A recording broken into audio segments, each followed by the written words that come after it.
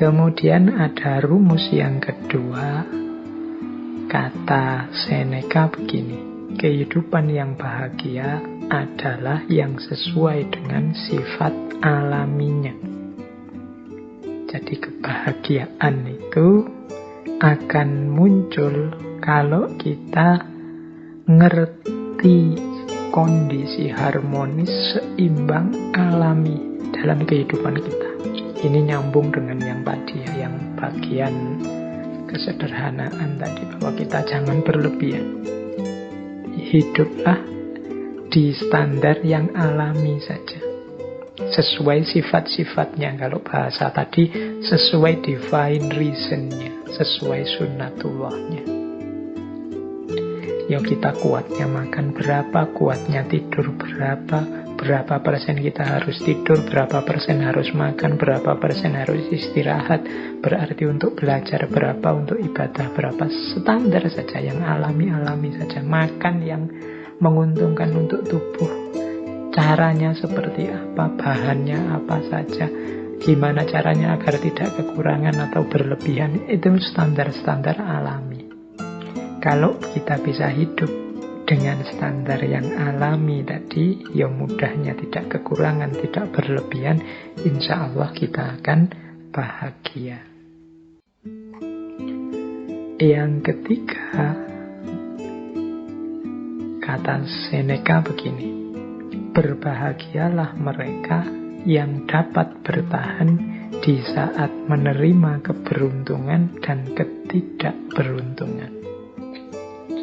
Jadi mental ketiga yang melahirkan kebahagiaan adalah penerimaan. Di antara sumber ketidakbahagiaan kita adalah kita tidak terima dengan situasi yang padahal sudah nyata kita hadapi. Kita tidak mau ngaku, kita tidak mau menerima bahwa oh iya, sekarang memang situasinya seperti ini. Oh iya, sekarang memang kondisinya begini. Mari kita terima dulu kenyataan hidup, kalau orang Jawa menyebut kasunyatan. Mari kita terima dulu apapun situasi yang memang sudah jelas kita hadapi. Ini akan membuat kita bahagia. Bahwa untuk selanjutnya, wah saya harus mengubahnya jadi lebih baik, saya harus memperjuangkannya agar lebih berkualitas, monggo. Tapi pertama-tama, mari kita terima dulu apapun situasinya. Jadi, kalau bahasa psikologisnya, jangan denial, jangan menyangkal.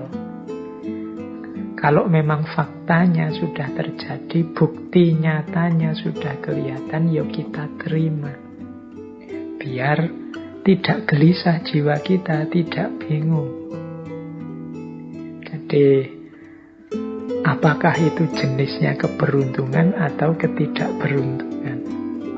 Ini lebih kondusif untuk kebahagiaan hidup kita.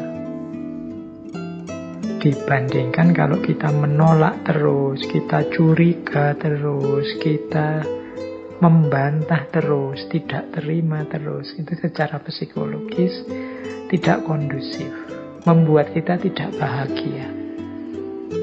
Akan lebih baik kalau kita terima. Pak, kalau kita dibohongi, akhirnya gimana Pak? Ya enggak apa-apa, kita akui saja bahwa kita memang dibohongi. Besok semoga saya tidak dibohongi lagi, berarti saya harus belajar. Itu lebih membahagiakan daripada sejak awal kita curiga terus. Curiga itu pasti tidak bahagia. Suudzon itu pasti tidak membahagiakan. Kemudian hasilnya memang dibohongi terus marah-marah, ini juga tidak membahagiakan.